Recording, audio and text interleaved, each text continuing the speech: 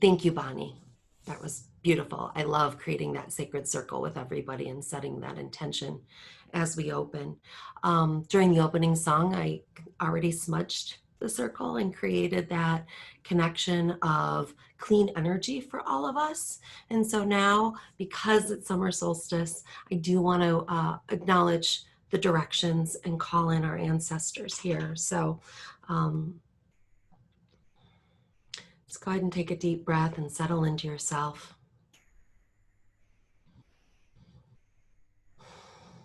And close your eyes, acknowledging the directions with me. So I call in the guardians, the guides, and the ancestors of the East where the sun rises. May we see clearly. May the sun give light to all the shadows, and may we grow in that warmth. I call in the guardians, and guides, and ancestors of the South. Please help us find our transformation. Please help us not be afraid of it, to sink into it, that we may truly look at truth in its rawest form for ourselves. I call in the guardians and guides and ancestors of the West. Help us to find the introspection for healing. Guide us through that maze and help us release and relinquish all control over that we may just shift into our higher consciousness and our healed place that the divine so openly invites us to with grace. And lastly, I'll call in the guardians, guides, and ancestors of the North. Please bring your ancestral wisdom, your ancient wisdom, so that we may take that introspection and know how to bring it forth into the world, know how to use it in our relationships, that we may all be healed and whole all over the world. We give honor to Grandfather Sky, Mother Earth, and especially the sun today. Oh. So, we're exploring the second chakra today. If you're on a computer, and I'm not exactly sure, or it'd be on a phone, probably a tablet, you may want to click speaker view at the top right corner, if you know where that menu is. And that kind of puts everybody else in a smaller square if you want to tune in that way. And if you want to see everybody, then keep it in that gallery view, either one, okay? But not everybody knows how to use that, and I don't think we control that, so. Yeah, the second chakra. So really interesting, okay? I want to go over a little bit of last week for those that maybe didn't tune in, okay? We worked with the root chakra, which is about our tribe, which is about being connected to the whole, okay? And we talked about the importance of rooting down in order to do that and connecting with the earth. Now, we do need to review quickly the new beliefs that we're doing this all with, the new framework, right? So spiritual transformation is a task of the soul, not the mind, okay? So when we get this mental chatter, we pull it to the back so that we can settle in there and allow the transformation to happen and not need to do this monkey mind with it, okay? We're also making a very conscious commitment to heal, to make that soul contract that we really want to do that karmic work to heal right now. And then we have the shortcut of the 4 agreements. And we look at that as nothing's personal. The universe doesn't operate that is personal when things happen. It's not attacking you. It's not about being personal. Individuals also, and today we're getting into relationships. So it's still not personal. And that's the place it feels most personal. So try to really hold that in your heart, not personal, okay? No assumptions based on old beliefs. So we don't want to make that mistake of assuming everything and thinking that everything happens from our perception. So no assumptions, especially based on old beliefs. Truth is important. So be impeccable with your word. We talked about that. I brought that up, and that's why I asked for help from our guardians for that. You know, we really need to look at that raw truth, and sometimes that's challenging. And to bring a pure heart with pure intention. That's neutralizing that ego, that self-judgment, regret. That's really important when it comes to the second chakra work. So kind of just reacquainting ourselves with those. The sacred truth of the second chakra is to honor one another. Okay. It's about one-on-one relationships. So we went from that first chakra of being about tribe up to the second chakra. We kind of like pull in a little bit. And this is about one-on-one relationships. How do we relate with other people in the world? One-on-one, not as the community, but in our individual relationships. When we get up to the third chakra, that's going to be more about the relationship we have with ourselves. So you can kind of sense how we go from tribe to others to us. Excuse me. So we're going to focus on this other relationship piece. The color is orange for the second chakra. The location of that chakra is literally 4 fingers below your belly button. Okay, right there. It's also the breathing point if you're into Zen meditation, and other meditations I'm sure use that point as well. But that's where it's located, and the element is water. And so this is a really perfect time to be looking at this because we just crossed into Cancer. Cancer is emotional, and the sign is water, and this is where all of this is going to come together. So the body aspects that we're looking at are digestion, intestines, kidneys, our urinary tract, our sexual reproductive organs, our low back, and a little bit to do with, because it's kind of stomach area, our appetite. But our instinct there is our sexuality. Our passions, our creativity, that's all in the second chakra. So as you reflect on, you know, okay, do I feel restricted in any of these areas? What does that look like?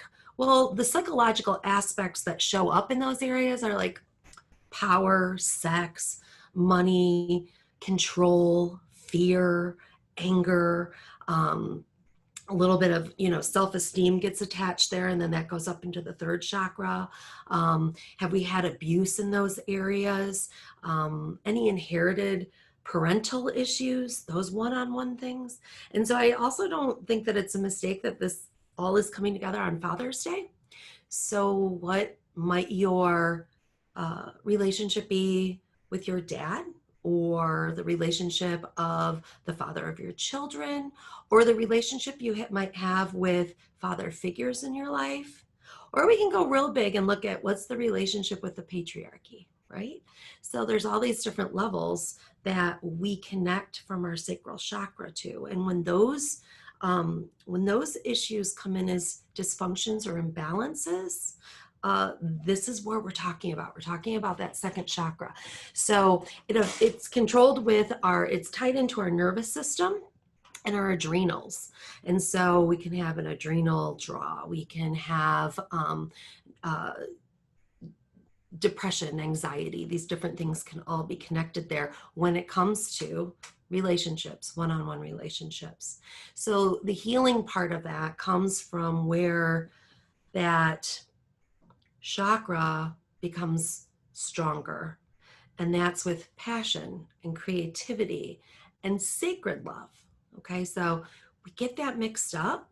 If we have that dysfunction, maybe we've played at sex to get love, or played at love to get sex, and we weren't quite straight on what that was all about. And that's a dysfunction of the second chakra. So that second chakra processes the earth energy from the first chakra, we take that earth energy up through our first chakra into our second, and that second chakra digests the emotional energies into the nervous system. And this is how we actually create some of the dysfunction that we end up having psychologically or physically. When it's functioning properly, that second chakra just sheds the negative emotion and expels them through that first chakra as waste. And we did that meditation last week where we went down through that root system and we were able to deposit to Mother Earth. And that's literally shedding that toxic waste. So when it's functioning properly, that's what it does with your negative emotions when you're not hiding them in the shadows. And so that's obviously really important to being balanced in love, in relationships, in passion and creativity. So when that isn't balanced, we tend to take the opposite of that. So the opposite of love being fear, the opposite of stability, instability, anger, all of these different things that come up, and we take those emotions and they become weapons. Okay. So then that becomes our armor, and we have decided that, like, I'm going to put up a block here. That block may be anger. It may be fear, and that pulls back. And so this is the time to really look at what that is and where it came from. And I do caution you that where these come from in the second chakra, usually we're born at the state of psychological development between the ages of 8 and 14. And that's the time that we're learning about relationships and love, control. And oftentimes we have trauma there by adults that didn't understand how to process this themselves correctly. And so we tend to have these wounds in us that we just ended up learning. That lens was the way we saw the rest of our lives and the rest of the world, especially for women, right? So women that may have suffered sexual abuse, which is a power and control issue, that was somehow jaded about sex versus sacred love, that maybe was promiscuous, that just didn't grasp that in that age bracket. This has thrown our sacral chakras off, and it's changed the lens in which we see the world and the way that we inside operate. And the hard part about it is that when that happens, we actually become that which we aren't, not that which we are. We don't grow into ourselves. We kind of get stopped by the defense mechanism that we create. And that defense mechanism is naturally not us, but it protects us, and we take it on. And it's not wrong we take it on. But at some point, bringing it up and looking at it and seeing it and allowing it to release helps us heal and see the world in a better way and find better balance, and gives us back our passion and our creativity and our love again. And we can have better relationships, and we can see the world and really live from a place of greater joy. So this is the importance of really kind of unpacking what might be there for you. I brought up women, especially the women who maybe have suffered rape or sexual abuse. There's a psychological twist that comes in there that not only shuts down the second chakra, but ends up shutting down the fifth. Because with the fear comes this shutting down of the voice, shutting down of the acknowledgement or the ability to speak for oneself.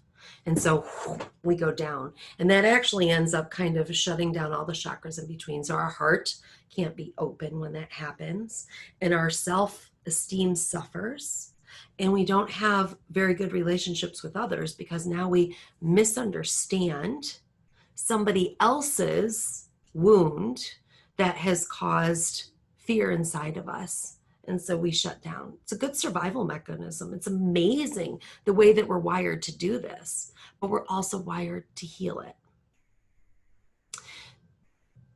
The big piece on that is forgiveness that comes, and it's not necessarily forgiving what somebody may have done that hurt you, but it's forgiving that it happened. It's forgiving yourself mostly, that you took on some sort of shame or blame or regret or some sort of negative aspect about yourself. So when we dive into that, we look at this idea that some of us have just been shamed by the way we were raised religiously. We could easily think that like sex is dirty or passion is dirty, or that, this idea of being creative and this like inside of us, this passion that wants to explode and love the world in a certain way, that's the unique aspect of us as a divine reflection, has kind of been muffled or shut down for a variety of reasons. I go back to the fact that we don't have to figure out all the reasons. We can just do the healing and bring ourselves to a better place. We can pick all that apart and it spins around and we just think, oh my gosh, this makes so much sense. And if it's really important for your mind to understand it, then that work can be done. But if we shift to back here, we don't have to go through all of that. We can shift into this higher level of vibration, this healed place where our wounds get to finally close and our perception shifts and our energy raises and we can live a more fulfilled life connected to the divine. So that's what the second chakra is really all about, and that's some of the challenges it brings. I got going. Now I got to look and see. Is there anything I didn't cover here? No, I think we got most of this. So in our healing, it's important to get quiet and be open with ourselves and be willing to honor that contract that you want to do the work. Okay. And some of the tools that help us unlock this for us, water is a huge one. And water is also governed by the moon. So there's a connection between the moon and water. And that space is a really wonderful place to heal the sacral chakra. So if you can get near a body of water and you feel how it moves you, I'm very connected to water myself. There's probably no place I am happier than on a lake, early morning, quiet, just with the water and a nice hot cup of coffee. But when you can get near a body of water and you feel how it kind of washes through you, that's the healing work for the sacral chakra. You can also take a salt bath. You can also get outside at night and do moon bathing. So we talked earlier about sunbathing or, taking that power of the sun in. But to really get quiet and allow this kind of emotional work to be done and to wash away, the moon offers a lot of really soothing, balming kind of vibration that helps us sink into that space to see what it is from a place that's not fearful. So that's one. Another is, that passion needs to be reignited. So passionate movement is really good, like Shiva in the dance. So if you can get your body to move and dance it all out, that is one way that the sacral chakra can really awaken and realign. So dance is big, or some sort of a body practice that really engages the abdominal muscles.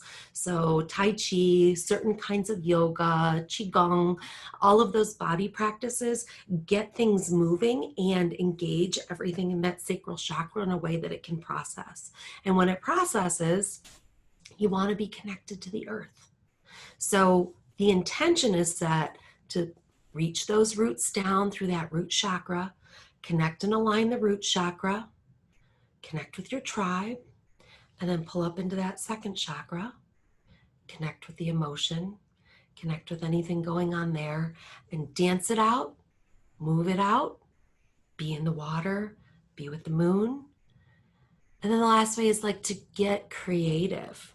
So that's your creative energy. So this is why sometimes you might I get this way. I'm like, oh my God, I just want to paint my house. I got to figure out, I got to find a project. I need to find a project. And I'm very project oriented, but that's because I get stuck in my sacral chakra a lot. And so I need to get creative to get that moving. And I am not really a dancer. That doesn't pull on me. I'm usually asleep before the moon comes out, although I love the moon so much. I love my moon stones. I'll keep those close to me. But I do love to be near bodies of water, and I love to get creative. And whatever project I can find, that's my creative energy. So getting creative also helps. And this is the way our spirit will tell us, hey, it's time to do a little work. So day by day, if we find a little project to get into, we're realigning our second chakra, which is pretty cool. But if you're really diving in deep and doing that deeper work, being mindful, being open-minded to see what's coming up, creating affirmations, using mantras, that's the same for all of them. And so we're going to go through what the mantra would be for the second chakra. The bottom line is we want to feel safe in our physical bodies. And when we don't, that's usually an imbalance of the second chakra. And it usually has something to do with a relationship outside of ourselves. Okay? So we feel unsafe in our bodies, connected to something outside of ourselves, and we want to feel confident again. So that's creating healthy boundaries in relationships. That's understanding when something isn't in your best interest, when something might be toxic, and recognizing that you are worthy of healthy choices. You are worthy of healthy boundaries. Okay. So balancing all of this comes from learning to trust your intuition while at the same time not allowing yourself to be ruled by every emotion running through you, which is why we go back to age 8 to 14. I mean, we're talking puberty, pre-puberty and puberty. Oh, how was it so easy? It wasn't. To not be yanked around by every emotion as our hormones were developing and our endocrine system was taking hold and everything was happening. And so if the dysfunction got lodged then, that's what we feel now. So ask yourself, are you somebody who has trouble with emotion? Does it yank you around, or can you sit with it and still kind of observe it and recognize that it doesn't have to be in charge? So that's a hard one. And most people are yanked around by their emotions. Most of us are out of balance in our sacral chakra. And as we learned through the summer solstice message in the beginning, that is the state of things right now. The astrology is telling us that we're exactly where we're supposed to be. But we go back to Lao Tzu's quote I gave you last week of, the transformation has to start with us. So this work that we're doing every Sunday, coming here, meeting for Sunday service, this is the work that we're supposed to be doing for our self-transformation. And this is one of the many ways, the most important deep way, that we can really help the transformation of humanity as a whole. Got to do our own work first. So let's tune in and turn on and do some work. Let's apply this, okay? So get comfortable. Get comfortable in the seat of your soul. Get comfortable in the seat of your pants. Take some deep breaths.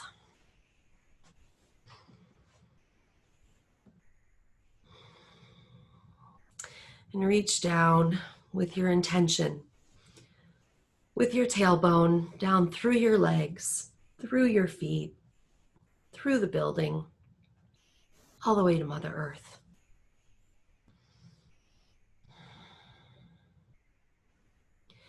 And root yourself. So don't just feel it, but really put your roots out there, okay?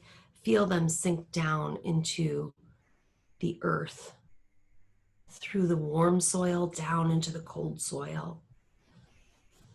Notice, is it sandy? Is it have a lot of clay? Is it difficult to move through? Just really viscerally get yourself in there, okay?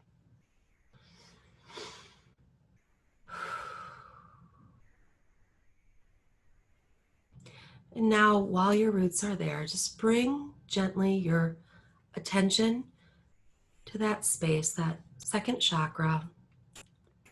Even feel it, four-finger lengths underneath your belly. And as you breathe, it's the part of you that really pushes out, takes that in-breath. So when you breathe into it, breathe love, breathe clarity, breathe truth, breathe compassion, breathe forgiveness.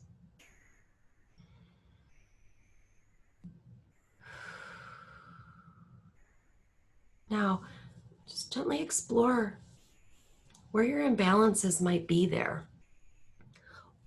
What particular relationships challenge you? Challenge you feeling safe. Challenge you feeling peaceful. Challenge you in a way that maybe pushes you around or doesn't allow you to create good boundaries for yourself. Explore that. And just let people's names pop up in your head, or if you have something that was deeply rooted in a trauma from your childhood, from your adolescence, and just hold that gently in front of you. Just look at it, recognize it, see it, and bring love to it. Bring love to the you at that age who had no idea what was going on, who was manipulated possibly.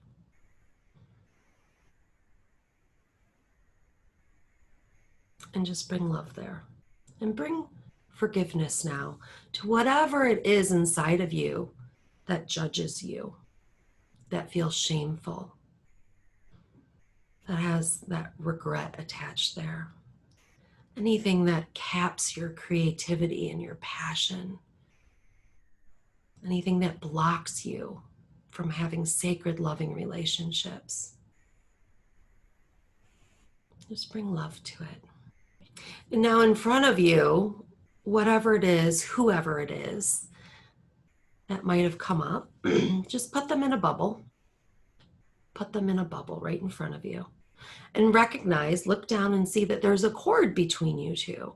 And that cord has been taking energy from you to that person, that event, that situation, that topic, whatever it is. So with love in your heart, reach up, hold the cord with one hand and take the other hand, and with your intention, cut the cord. Now take both ends of the cord you cut and plug them both up into the universal energy of the divine. Plug them both in there and allow you to be directly connected to the divine right now, as well as whatever that other bubble is to be connected to the divine. And we invite the energy, that healing divine energy, to come through that cord and with divine grace envelop both you and that other bubble with just divine grace, divine forgiveness. And now from your root system, feel Mother Earth sending up the nurturing love that you need, that's just perfect for what it is that you're healing right now. Bringing it up through your legs, into your pelvis, into your first chakra and your second chakra. And just hanging out there, letting Mother Earth give you all that nurturing energy while the divine grace comes in and brings you healing. And so now with that other bubble you've created, gently push it away with positive intention and with love, maybe with the Ho'oponopono prayer, with forgiveness. Just let it coast away and know that it's connected to the divine and you don't have to serve it anymore. And that this is just simply inviting in the transformation that you need to bring your second chakra back into balance. Allowing yourself, just opening and allowing harmony to happen without needing to understand it.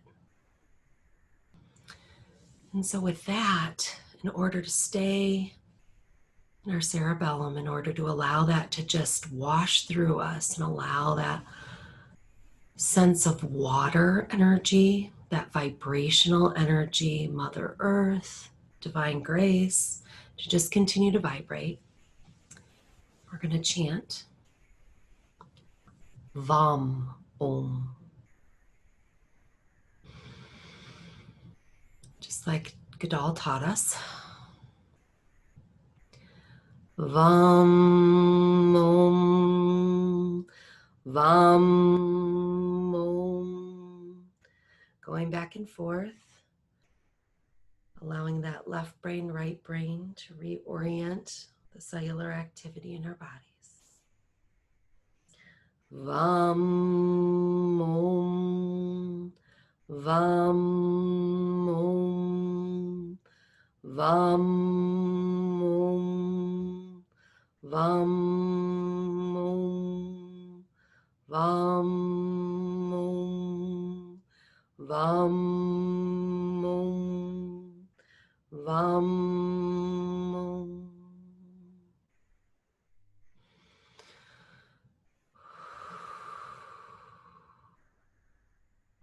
Now let's bring that into full balance with ourselves with 3 ohms. Om.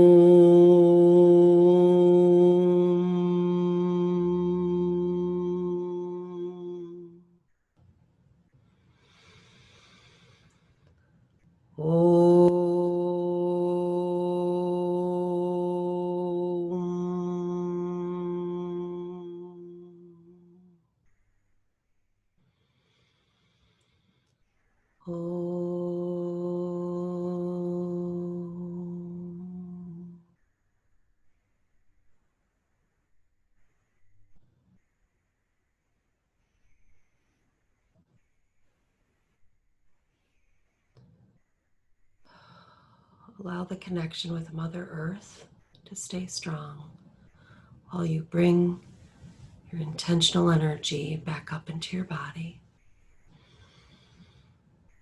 Breathe in and open your eyes. You feel that in your belly? Whew! That was a lot of vibration. Very strong connection. You guys have quite the circle going today. Thank you. Thank you, because you serve my healing too. And I'm not a preacher or a teacher. I just share what I know to remind you of what you already know, and that we're all just different reflections to remind each other of the wisdom we have as we go forward on this journey. So with that, sit with that energy.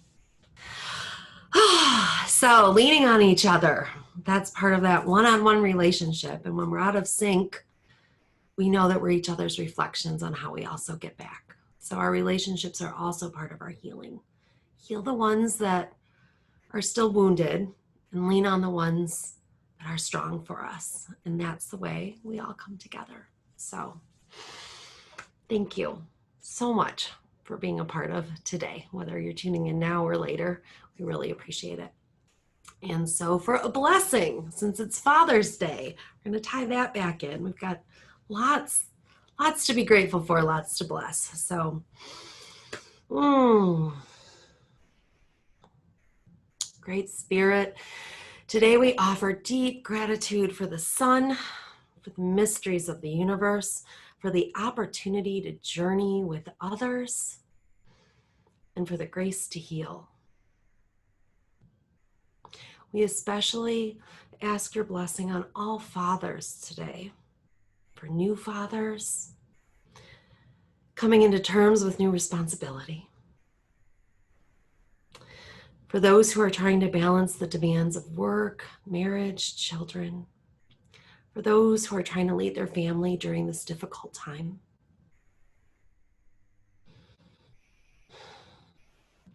for those who have to struggle to be a part of their child's life, for those who are unable to feed their children due to poverty, for those whose children have physical, mental, or emotional disabilities, for those whose children have been placed for adoption, for those who love and support has offered healing, for those that have adopted a child into their family, for those who have lost a child, for those who care for the children of others, for those whose children have left home.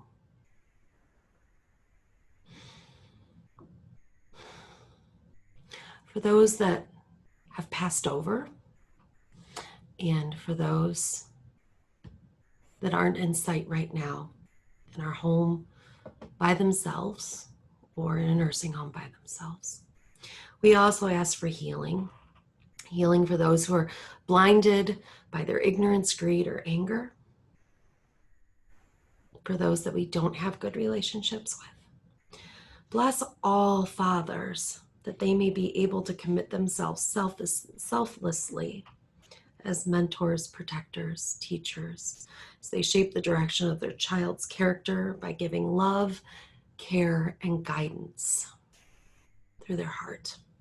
Bless them to open any resistance to the universal gifts happening, to all the shifts that are happening, that they may evolve and release the patriarchal ways that are embedded in their cellular karma that we all carry as we move into this new realm of light.